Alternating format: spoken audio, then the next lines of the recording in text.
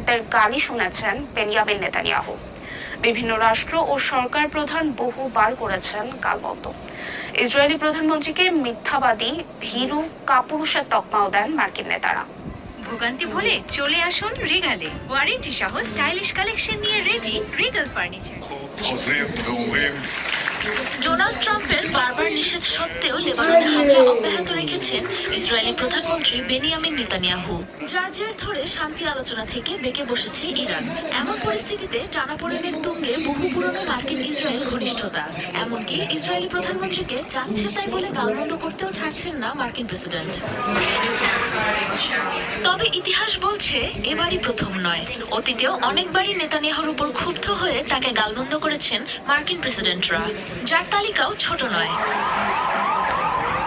1996 সালে সাবেক মার্কিন প্রেসিডেন্ট বিল ক্লিন্টনের সাথে প্রথমবার দেখা হওয়ার পরই তা